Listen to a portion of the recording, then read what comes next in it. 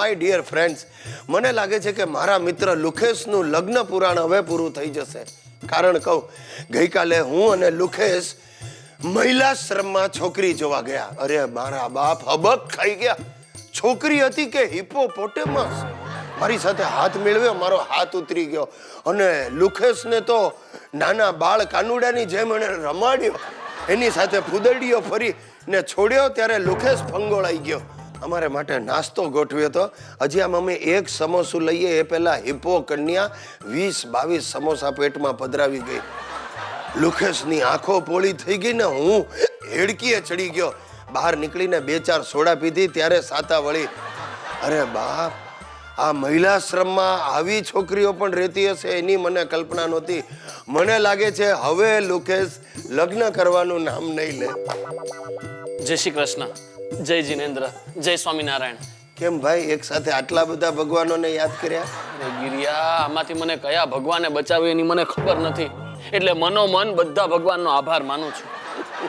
ગિરિયા, હવે હું હરિદ્વાર જવા માંગુ છું. અરે ભાઈ, આટલો જલ્દી વૈરાગ્ય? હા ભાઈ, હવે મારે પ્રભુ ભક્તિમાં લીન થઈ જવું છે, ભગવાનના ભજનો કરવા છે. મારા હાથમાં લગ્નની રેખા તો છે જ નહીં, સ્ત્રી સામે જોવું સુદ્ધા નથી મારે. Very good. પરણીને પસ્તાવા કરતા આ જ યોગ્ય છે. રામ રાખે તેમ રહીએ. બરાબર છે ગિરિયા. હવે જો હરિદ્વાર જતા પહેલા ધાર્મિક પ્રકારના કપડા લેવા માટે મને થોડું દાન આપ. એને માટે પણ મારે જ તને પૈસા આપવાના? હા ભાઈ, તું તો વહેતી ગંગા છે, હાથ ધો એટલું પુણ્ય. હાથ ધોવાની પણ હદ હોય ભાઈ.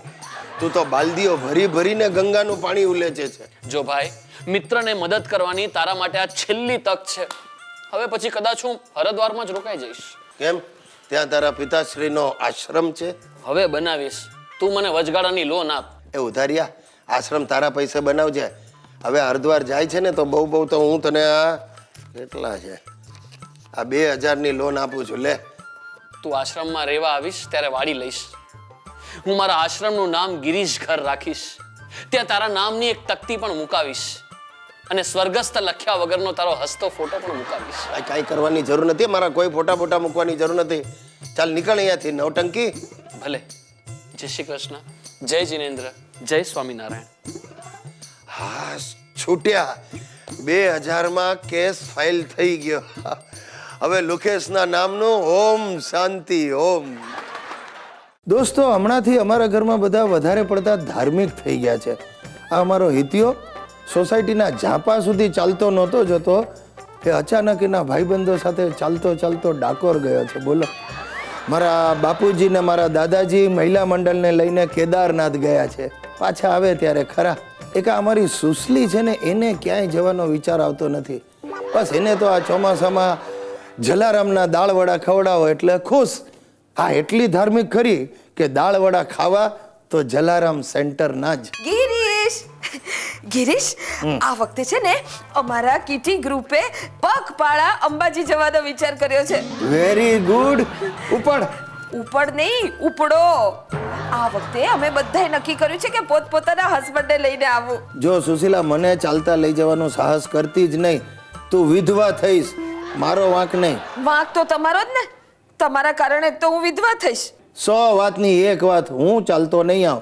તને યાદ છે ને, આ પેલા આવી જ રીતે જીદ કરીને તું મને તારા કુળ દેવતાના દર્શન કરવા લઈ ગઈ હતી. અરે ત્યાં પહોંચીને મને ગ્લુકોઝના બાટલા ચડાવવા પડ્યા હતા. એ તો એક દિવસ માટે, પણ પછી પાછા ઘોડા જેવા થઈ ગયા હતા ને. અરે શું ઘોડા જેવો? તને પરણવા માટે ઘોડે ચડ્યો ને એ દિવસથી હું તો ગધેડો થઈ ગયો છું. ઠીક છે, તમારે ન આવવું હોય તો હું કિરીટભાઈને લઈ જઈશ. હે? હા, અરે મેં રેવા ખાવાના પૈસા રીટાબેનને આપી દીધા છે. એટલે રીટા પણ આવવાની છે? હા. ઓહો, ચાલ જો, હવે એવું જોઈએ ને, તારી બહુ ઈચ્છા હોય તો આ ધાર્મિક કામમાં શું ના પાડવી. ચાલ, તારું મન રાખું છું, હું આવીશ. બસ. હા, એ બાને સમાગમ થશે. શું? ને એટલે સમન્વય થશે. બોલો બોલો શ્રી અંબે માત કી જય.